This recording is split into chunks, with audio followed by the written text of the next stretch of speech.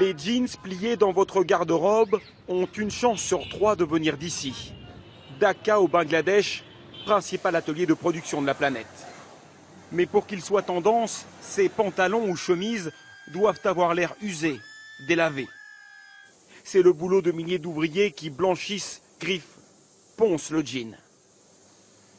Seul moyen de vérifier les méthodes utilisées, nous nous faisons passer pour des acheteurs et filmons ici en caméra cachée.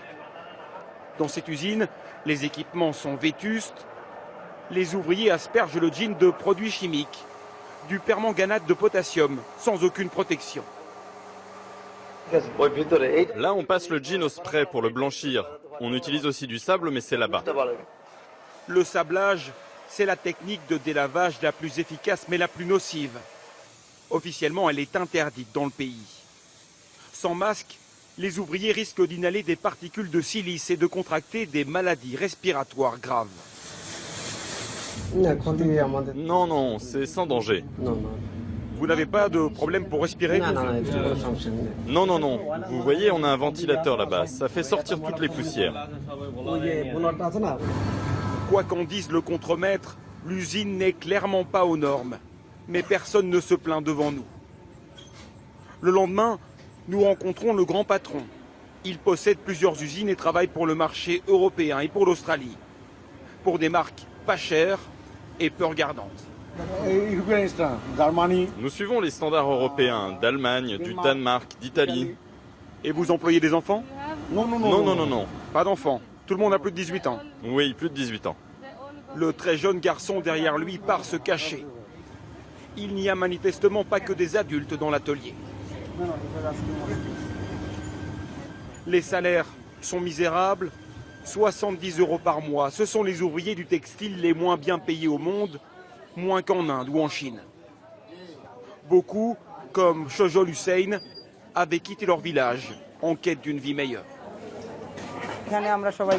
Dans ce quartier, nous travaillons tous dans le textile. Nous restons à 4 ou 5 dans une chambre. Au total, dans cette allée, on est 140.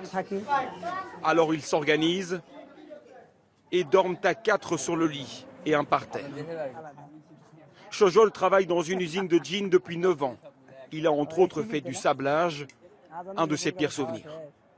L'endroit où on travaille, l'eau, les produits chimiques, les fumées, ça nous infecte, même si on utilise des masques. Parfois, ça m'arrive d'avaler la fumée et j'ai envie de vomir. Nous travaillons pour de très grandes marques. Ils font des millions sur notre travail, mais nous, on n'a rien en retour. Changer leurs conditions de travail, c'est le combat de Khadija Akhter, syndicaliste et ancienne ouvrière du textile.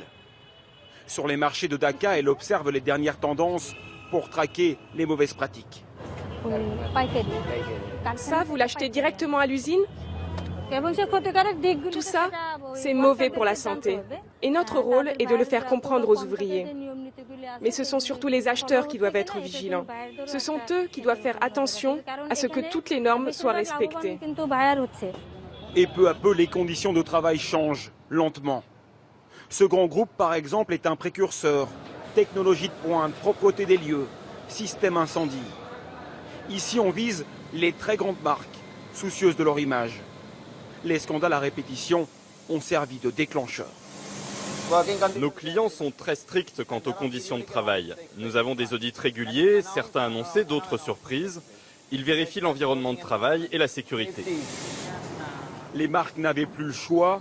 Elles ont accepté de sacrifier quelques centimes par jean pour la sécurité. Malgré tout, leur marge reste inouïe.